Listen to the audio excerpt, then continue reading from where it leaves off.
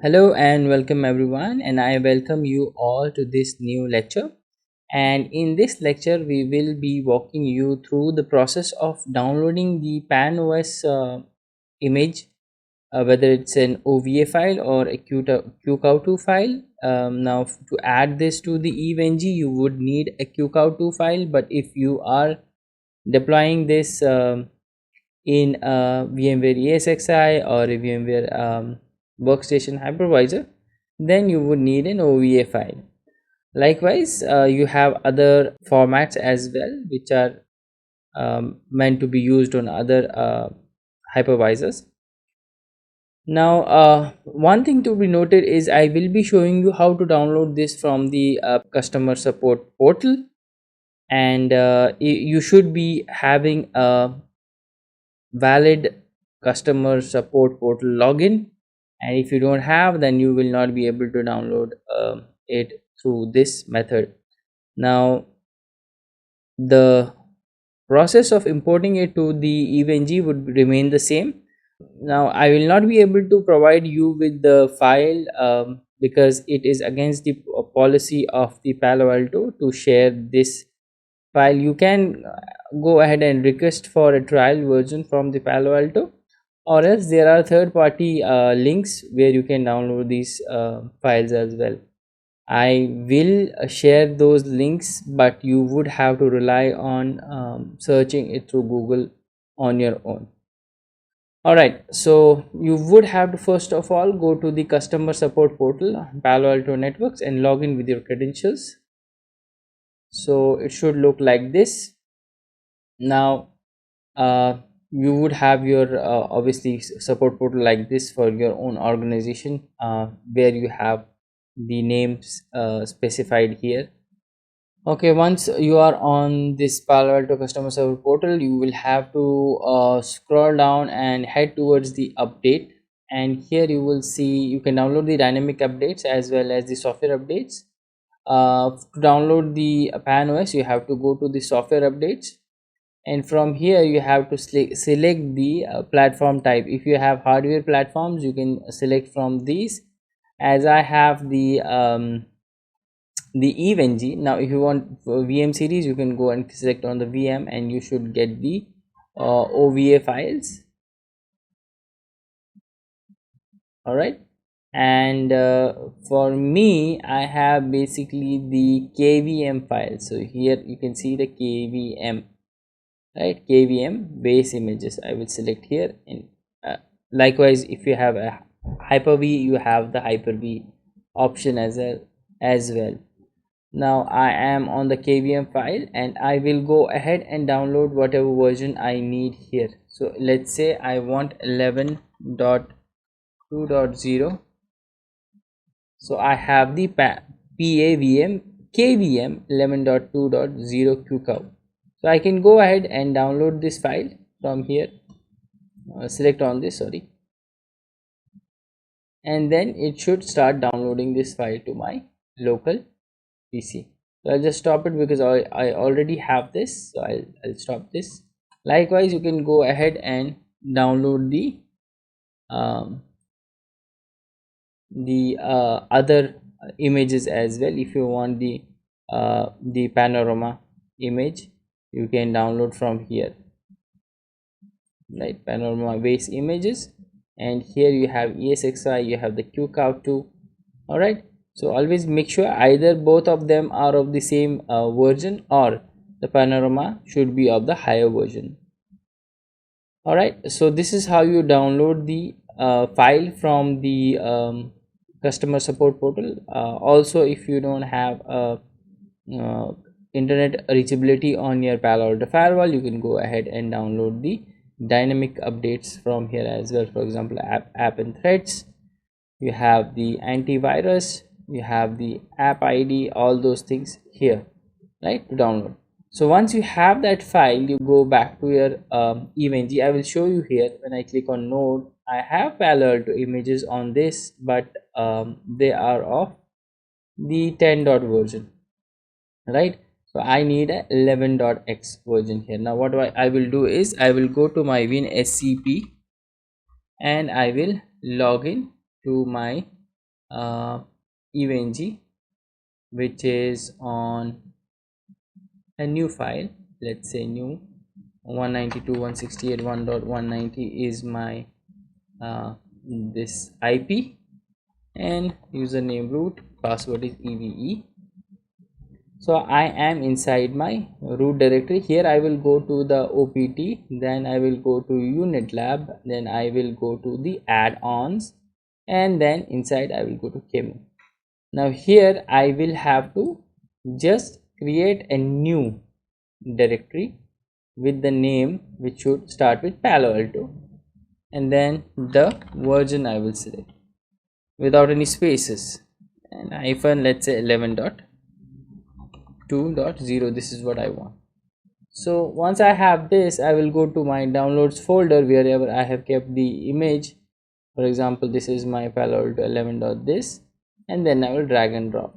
Now make sure the name of the folder and the file which is mentioned here should remain the same. So for example, you have downloaded the file in a different name, rename that to virtuo.qcow2 file, and let this transfer complete. Once this is complete, then you will have to run the fix permission command on your CLI. All right, so let me open the CLI.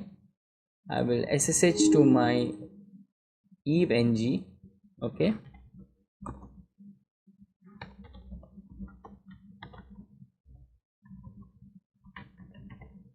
this is my SSH to my evng. Once I am here, I will just use this command, opt unit lab wrapper unl underscore wrapper dash a fix permission. So this is the command. You can find this command on the evng how to page. This command is obviously used whenever you are adding a new image to the evng VM. All right, once this is complete, I will show you how to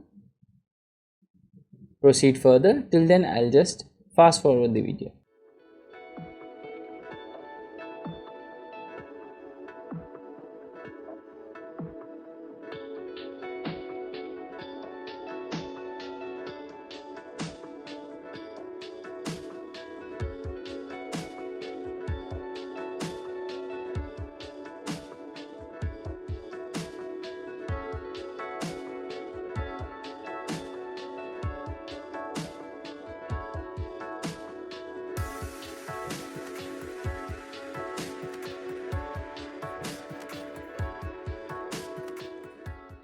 All right, so the file has been copied, so we'll go to the CLI and enter this command and wait for this to execute. All right, so this is done. Let me close this out, and now I will refresh this page and right click on the node and go to the Palo Alto option, and then you can see now I have the Palo Alto 11.2 version here. Now I'll specify the number of CPU cores that I need for this node. Depends on the CPU that you have provided to the, or the resources that you have provided to the evng, and then I will save it. Now here I can connect this to the network, which is my management cloud. Save it. I'll connect the management interface to this, save, and make sure you wipe it out before you start. Right click, start. Then we will wait for this to come up. All right, I see now the icon has turned to the color of blue. Now I'll double click and wait for the console. Now it will take some time to initialize the Palo Alto. Obviously, sometimes it takes 10 to 15 minutes also, depending on the number of resources that you have provided.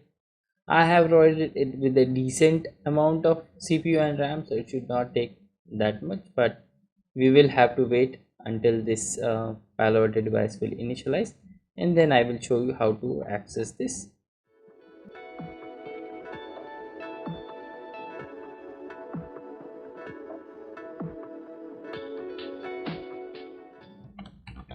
Let me try with my admin and admin credentials, which is the default one. Okay, so it's still initializing. You see the prompt which is PAHDF. It should change to PAVM, then we will be able to log in.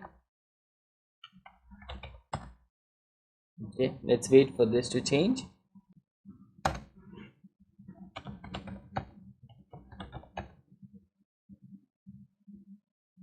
Okay, so this has taken, so we will enter the old password, which is admin, and enter a new complex password. That should, the password should contain capital letters, small letters, numeric, and some special characters. So I'll say admin at the rate some number.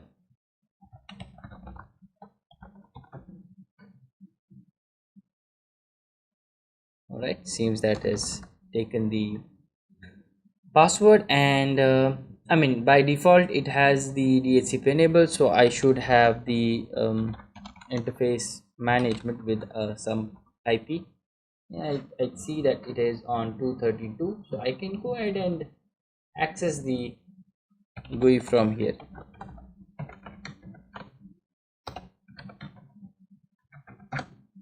All right, I am able to access the firewall, proceed with this, and then provide with the new credentials that I've just set up.